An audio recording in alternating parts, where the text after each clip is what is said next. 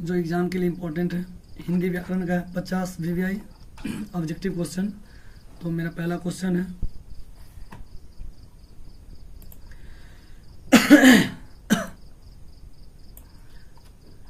पहला क्वेश्चन दिया है, जो क्रिया की उत्पत्ति में सहायक हो उसे क्या कहते हैं? यानी जो क्रिया की उत्पत्ति में सहायक होता है उसे हम लोग क्या कहते हैं? तो इस ऑप्शन दिया है कारक, संज्ञा, सर्वनाम या विशेषण। तो इसका सही आंसर हो जाएगा आपको ऑप्शन नंबर ए हो जाएगा, कारक, यानी ऑप्शन नंबर ए हो जाएगा। हम लोग इसमें संपूर्ण व्याकरण के बारे में पढ़ने वाले हैं और सबका इम्पोर्टेंट ऑब्जेक्टिव देखने वाले हैं। चलिए दूसरा क्वेश्चन देखते हैं। क्रिया के बदले क्रिया के करने वाले को क्या कहते हैं? जो क्रिया करता है यानी क्रिया के करने वाले को क्या कहते हैं? ऑप्शन दिया है कर्ता, कर्म, संप्रदान या करण। तो जो क्रिया करने वाले को हम लोग जो कहते हैं वो है आपका कर्ता है। यानी जो क्रिया को कौन करता है?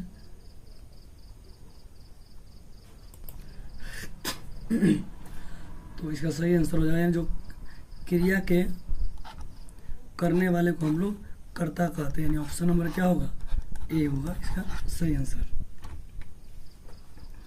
जिस पदार्थ पर कर्ता की क्रिया का फल पड़े उसे कहते हैं।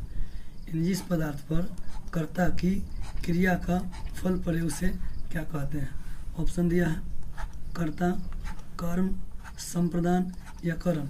तो जिस पे फल पड़े तो वह क्या कहलाता है? संप्रदान कारक, यानी ऑप्शन नंबर सी हो जाएगा। जिस शब्द की सहायता से क्रिया का व्यापार होता है, यानी जब भी व्यापार का बोध हो तो उसे क्या कहते हैं?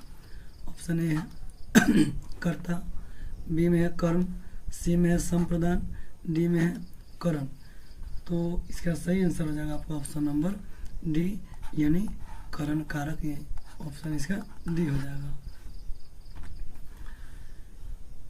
जिसके लिए क्रिया की जाती है, जिसे कुछ दिया जाता है उसे क्या कहते हैं? जिसके लिए किया जाए या जिसे कुछ दिया जाए उसे क्या कहेंगे? कर्ता, कर्म, संप्रदान या करण। तो इसका सही आंसर हो जाएगा जिसके लिए कुछ किया या दिया जाए तो संप्रदान कारक हो, यानी ऑप्शन नंबर सी हो जाएगा। संज्ञा या सर्वनाम के जिस रूप से किसी के अलग होना या डरना या उत्पन्न होने का आदि का पता चले उसे क्या कहते हैं? ऑप्शन दिया है कर्ता, आपादान, संप्रदान या करण। तो जो इसका सही आंसर हो जाएगा आपको ऑप्शन नंबर जिसके लिए अलग होने का बोध हो तो क्या कहलाएगा? आपादान कारक, यानी ऑप्शन नंबर बी हो जाएगा इसका सही आंसर। सफल का भाववाचक संज्ञा क्या होगा? असफलता, सफल या सफलता या असफल। तो सफल का जो भाववाचक संज्ञा होगा वो होगा सफलता, यानी ऑप्शन नंबर सी हो जाएगा। संज्ञा के कितने भेद होते हैं? ऑप्शन ए है 2, 4, 5, 6। तो संज्ञा के रूप से कितने होते हैं? 5 होते हैं, लेकिन ऑप्शन नंबर क्या हो गया? इसका सी होगा। आगे क्वेश्चन, पदार्थों के समूह का बोध कराने वाले शब्दों को क्या कहते हैं? यानी जो समूह का बोध कराए, और जब भी समूह का बोध कराएगा तो क्या कहलाएगा? ऑप्शन दिया है व्यक्तिवाचक, जातिवाचक, भाववाचक, समूहवाचक। तो क्या कहलाएगा? समूहवाचक, यानी ऑप्शन नंबर डी हो जाएगा। राजा दशरथ कौन सी संज्ञा है? जातिवाचक, भाववाचक, व्यक्तिवाचक या समूहवाचक। तो राजा दशरथ क्या है? नाम है, और जब भी नाम से रिलेटेड क्या होगा? व्यक्तिवाचक होगा, यानी ऑप्शन नंबर सी हो जाएगा। जो सर्वनाम पुरुषवाचक या स्त्रीवाचक संज्ञाओं के नाम के बदले आता है उसे क्या कहते हैं? पुरुषवाचक, निश्चयवाचक, अनिश्चयवाचक या संबंधवाचक। जो पुरुषवाचक या स्त्रीवाचक के जगह पर आता है तो वह क्या कहलाता है? पुरुषवाचक सर्वनाम कहलाएगा, यानी ऑप्शन नंबर ए हो जाएगा। निम्नलिखित में प्रथम पुरुष कौन है? तुम, आप, वह या हम। तो इसका सही आंसर होगा क्या? हम या मैं, यानी ऑप्शन नंबर डी हो जाएगा। घ का उच्चारण स्थान क्या है? तो घ ऑप्शन दिया है मूर्धा, कंठ, दंत या नासिक। तो घ का जो उच्चारण स्थान है वह क्या है? कंठ होगा। यानी जितने भी क, ख, ग, घ जितने भी होंगे वो क्या होगा? कंठ होगा। ऑप्शन नंबर बी हो जाएगा इसका। हिंदी वर्णमाला में स्वर वर्ण कितने होते हैं? 11, 12, 13 या 14? कितने होते हैं? 11 होते हैं, यानी ऑप्शन नंबर ए हो जाएगा। निम्नलिखित शब्दों में से बहुवचन को चुनकर लिखें। गाय एक वचन है, बात एक वचन है, बहन एक वचन है, लताएं यानी यह क्या है? बहुवचन, यानी ऑप्शन नंबर डी हो जाएगा। शब्द से उसके एक या अनेक होने के बोध को कहते हैं। एक हो या अनेक हो तो क्या कहलाएगा? वचन, लिंग, सर्वनाम या संज्ञा। तो एक या अनेक क्या कहलाते हैं? वचन कहलाते हैं, ऑप्शन नंबर ये हो जाएगा। लिंग कितने प्रकार के होते हैं, यानी कितने भेद होते हैं? 2, 4, 5 या 3? तो कितने होते हैं? लिंग 2 होते हैं, स्त्रीलिंग और पुल्लिंग। ऑप्शन नंबर ए हो जाएगा। लिक किस भाषा का शब्द है? लिक नहीं होना, यहाँ पे लिंग होना चाहिए। लिंग किस भाषा का शब्द है? संस्कृत, हिंदी, उर्दू या अंग्रेजी? तो क्या होगा? संस्कृत इसका सही आंसर हो जाएगा, ऑप्शन नंबर ए हो जाएगा। विशेषण के कितने भेद होते हैं? 2, 3, 4 या 5? तो कितने होते हैं? ऑप्शन नंबर सी, यानी 4 होते हैं। जिस विशेषण से संज्ञा या सर्वनाम की संख्या का ज्ञान हो उसे कहते हैं। किसका ज्ञान हो? संख्या। और जब भी संख्या का बात आएगा तो क्या होगा? संख्यावाचक विशेषण होगा। ऑप्शन दिया है गुणवाचक, परिमाणवाचक, संख्यावाचक या सर्वनाम। तो क्या होगा? संख्यावाचक आपका क्या होगा? विशेषण सही होगा, इसका ऑप्शन नंबर सी हो जाएगा। जिससे यह पता चलता है कि क्रिया वर्तमान काल में ही हो रही हो उसे क्या कहते हैं? वर्तमान काल, तत्कालिक वर्तमान काल, सामान्य वर्तमान काल, इनमें से कोई नहीं। तो हो रहा है यानी तत्काल में काम चल रहा है, काम तत्काल में चल ही रहा है, तो क्या हो जाएगा? तत्कालिक वर्तमान काल, यानी ऑप्शन नंबर क्या होगा? बी हो जाएगा। शशि ने रोहित को पीटा, इस वाक्य में को किस कारक का विभक्ति चिन्ह है? यानी वह किसको पीटा? रोहित को पीटा। तो को का पूछ रहा है, तो कर्ता का विभक्ति चिन्ह होता है ने, कर्म का होता है को, संप्रदान के लिए, संबोधन है ओ। तो यहाँ पे को पूछ रहा था, क्या होगा? ऑप्शन नंबर बी होगा इसका सही आंसर। भूखे को भोजन दो, इस वाक्य में को किस कारक का विभक्ति चिन्ह है? यहाँ देखो, हम किसी के लिए कुछ करेंगे, है ना, किसी के लिए। यहाँ पे भूखे के लिए क्या दे रहे हैं? भोजन दे रहे हैं, भूखे के लिए। और जब भी के लिए के बाद आएगा तो देखते हैं ऑप्शन दिया है कर्ता, कर्म, संप्रदान या कर्म। तो इसका सही आंसर हो जाएगा संप्रदान कारक, यानी भूखे के लिए। इसका विभक्ति चिन्ह होता है के लिए। तो ऑप्शन नंबर क्या हो जाएगा? सी हो जाएगा इसका सही आंसर। प्रत्येक का संधि विच्छेद होता है। प्रज्योतिक, प्रज्योति जोड़ एक, या प्रत्यय जोड़ एक, या प्र जोड़ एक, या प्रति जोड़ एक। तो जो इसका सही आंसर होगा आपका प्रति जोड़ एक, यानी ऑप्शन नंबर डी होगा सही आंसर। संधि का अर्थ होता है मेल, विग्रह, दोनों या इनमें से कोई नहीं। संधि का अर्थ होता है यानी संधि मतलब मिलना, यानी क्या होगा मेल होगा, यानी ऑप्शन नंबर ए हो जाएगा। जिस समास के दोनों पद प्रधान होते हैं, यानी जिस समास के दोनों पद प्रधान होते हैं उसे क्या कहते हैं? ऑप्शन है द्वंद्व, द्विगु, कर्मधारय या विभाव। जिसमें दोनों पद प्रधान होंगे क्या कहलाएंगे? द्वंद्व समास। जैसे में दाल भात, माता पिता, ये सब क्या है? द्वंद्व समास है। आगे चलिए देखते हैं। सरस्वती का पर्यायवाची शब्द क्या होगा? पर्यायवाची कहने का मतलब एक शब्द के बदले अनेक शब्द। ऑप्शन है शारदा, चंचला, ईला या रजनी। तो सरस्वती का दूसरा नाम क्या है? शारदा, यानी ऑप्शन नंबर ए हो जाएगा। कोशिश का पर्यायवाची शब्द क्या होगा? मजबूरी, प्रयास, लगातार या कुछ करना। तो कोशिश का पर्यायवाची क्या होगा? प्रयास करना होता है, यानी ऑप्शन नंबर बी हो जाएगा।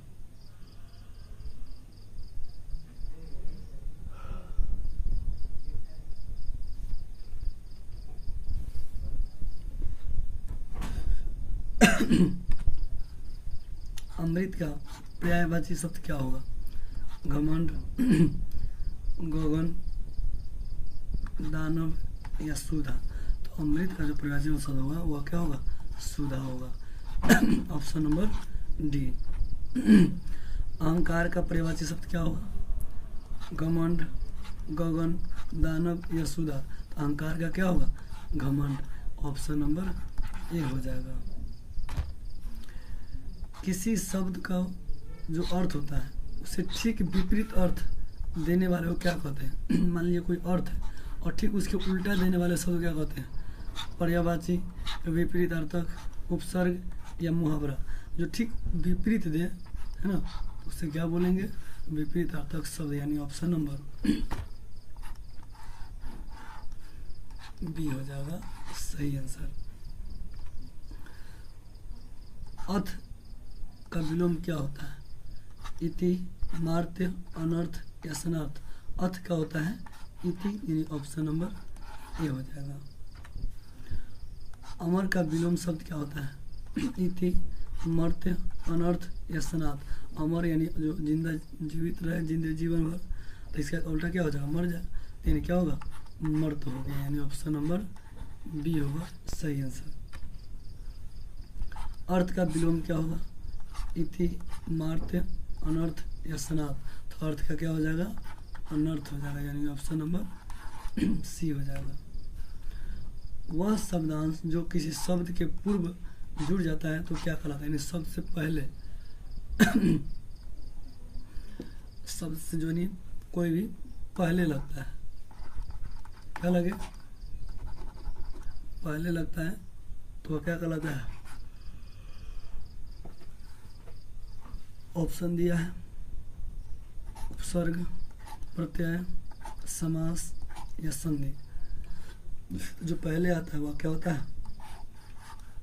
उपसर्ग, यानी ऑप्शन नंबर ए हो जाएगा। अत्यधिक में कौन सा उपसर्ग है? उपसर्ग यानी पहले आता है। अति, अनु, अभि या आ। तो क्या होगा? अति होगा। अति जो अधिक बराबर अत्यधिक होता है, यानी ऑप्शन नंबर ए हो जाएगा। अनुशासन में कौन सा उपसर्ग है? उपसर्ग यानी पहले, तो अति, अनु, अभि या आ। तो क्या हो जाएगा? अनु हो जाएगा, यानी ऑप्शन नंबर बी हो जाएगा। नाको चने चबाना, नाको चने चबाना मुहावरे का अर्थ क्या होगा? नाको चने चबाना मुहावरे का अर्थ क्या होगा? इसका सही आंसर बताइए। ऑप्शन दिया है नाक में चने का जाना, बहुत परिश्रम करना, बहुत तंग करना या बहुत पीटना। तो क्या हो ना, नाको चने चबाना, कहने का मतलब बहुत तंग करना, यानी ऑप्शन नंबर सी हो जाएगा। दिमाग चाटना मुहावरे का अर्थ क्या होगा? व्यर्थ बैठना, व्यर्थ समय काटना, व्यर्थ बके जाना, या व्यर्थ हंसते रहना। सही हुआ क्या? दिमाग चाटना कहने का मतलब व्यर्थ बके रहना, बके जाना, यानी ऑप्शन नंबर सी हो जाएगा। हाथ का मैल होना मुहावरे का अर्थ क्या होता है? तुच्छ मनुष्य होना, तुच्छ वस्तु होना, हाथ से मैल निकलना, इनमें से कोई नहीं। हाथ का मैल कहने का मतलब तुच्छ वस्तु होना, यानी ऑप्शन नंबर बी हो जाएगा। आंखों का तारा मुहावरे का अर्थ क्या होगा? बहुत कमजोर, बहुत आलसी, बहुत दुखी, या बहुत प्यारा। तो आंखों का तारा कहने का मतलब बहुत प्यारा, यानी ऑप्शन नंबर डी हो जाएगा। 9, 2, 11 होना मुहावरे का अर्थ क्या होगा? भाग जाना, भगा देना, भाग कर आना, इनमें से कोई नहीं। 9, 2, 11 करने का मतलब भाग जाना, यानी कह सकते हैं कि पुलिस को देखते ही चोर क्या कर चुका है? भाग चुका है। ऑप्शन नंबर ए है। बातों की जलेबी छानना मुहावरे का अर्थ क्या होगा? गप सप में आनंद लेना, जलेबी छानना सीखना, डींग हाँकना, या सपना देखना। तो बातों की जलेबी छानना करने का मतलब गप सप में आनंद लेना, ऑप्शन नंबर ए।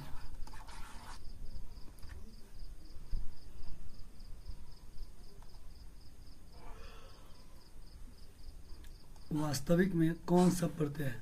अब प्रत्यय जो पीछे लगेगा, उपसर्ग आगे लगता है और प्रत्यय पीछे लगता है। चलिए, तो वास्तविक में कहता है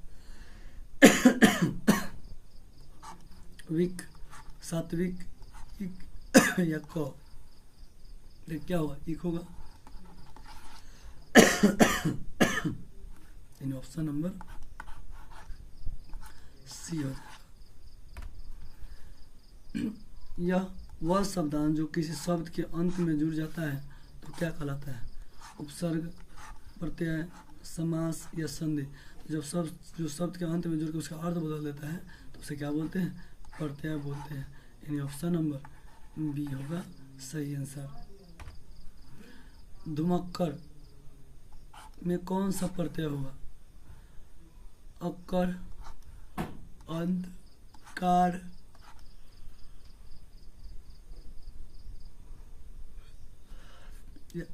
एम। तो घुमक्कर में क्या होगा? अक्कर प्रत्यय, यानी पीछे जो शब्द लगता है, यानी ऑप्शन नंबर क्या होगा? ए होगा। लिखावट में कौन सा प्रत्यय होगा? वट, आर, एल, या आवट। तो इसका सही आंसर क्या होगा? आवट होगा लिखावट में, यानी ऑप्शन नंबर डी। बनावट की दृष्टि से शब्द कितने प्रकार के होते हैं? 1, 2, 3 या 4। तो बनावट दृष्टि से शब्द होते हैं कितने प्रकार के?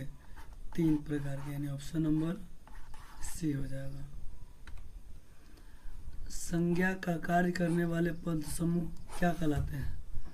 संज्ञा पदबंध, सर्वनाम पदबंध, विशेषण पदबंध, या क्रिया पदबंध। तो संज्ञा जब संज्ञा का काम करेगा तो क्या कहलाएगा? संज्ञा पदबंध। अगर सर्वनाम रहता यहाँ पे तो क्या होता? सर्वनाम पदबंध। आगे दिल्ली देखते हैं, यानी इसका क्या होगा? ऑप्शन नंबर ये होगा। अब इसका लास्ट क्वेश्चन देखते हैं। जिसका कोई पालन पोषण करने वाला न हो उसके लिए क्या कहिएगा? जिसका कोई पालन पोषण करने वाला न हो उसे क्या बोलेंगे? अग्रज, अनाथ, अनुज, या अमूल्य। तो जिसका आगे पीछे कोई ना हो वह क्या हो? अनाथ के समान, यानी ऑप्शन नंबर बी हो जाएगा। चलिए, तो ये इम्पोर्टेंट 50 ऑब्जेक्टिव था जो सभी व्याकरण से लिया गया था। आशा करते हैं कि आप लोगों को समझ में आया होगा। अगर इसका पूरा फुल वीडियो देखना चाहते हैं इसको परिभाषा सहित, तो आपको वीडियो में कारक का डाला गया है, उसके बाद संज्ञा का हो गया है, सर्वनाम हो गया है, विशेषण हो गया है। अब जाकर के वो आप लेक्चर देख सकते हैं। चलिए, तो आशा करें आप लोग समझ में आ गया होगा। तो आज के लिए इतना ही रखने देते हैं। जय हिंद।